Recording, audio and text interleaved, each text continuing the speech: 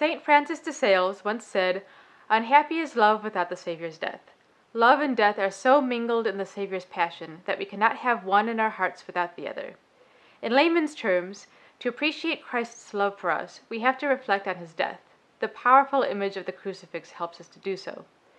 If you're a long-term Catholic, you may find yourself so accustomed to the crucifix that you've stopped thinking about what it means to see one. It could become just another piece of home decor or just another piece of jewelry. Even if you know it's significant, seeing something so frequently in the same place and way can make it easy to take it for granted.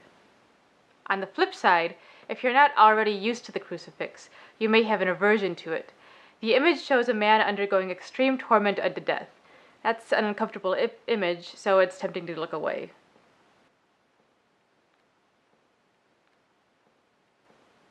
Or, if you don't look away completely, you might replace the image of the crucifix with one of the empty cross. And it's not that the bare cross is a bad thing, it's just not complete. Whether you're too comfortable or too uncomfortable with it, try seeking out that complete image of the crucifix. It's important. You can't get to Easter Sunday without Good Friday, and you can't have the resurrection without the suffering and the death. That sounds harsh, but it's a good thing to reflect on.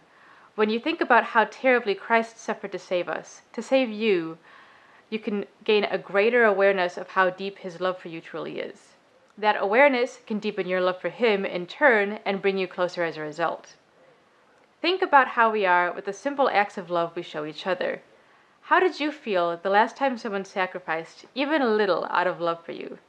Maybe your friend canceled a fun night out to console you over the phone after some heartache. Hey, is everything okay?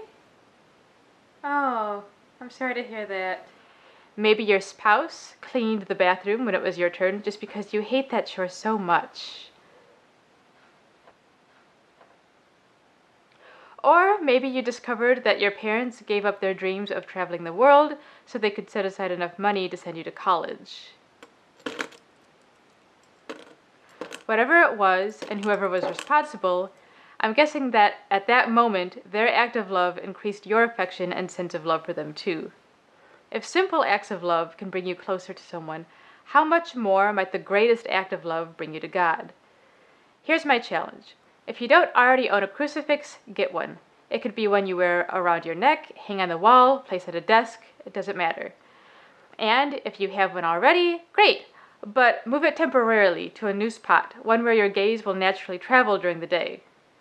Then, each day for at least a week, pause for a few minutes before the crucifix. Study the figure of Christ on the cross. Contemplate the depth of love that would suffer so thoroughly yet so willingly, and say your own prayer of love in response to his.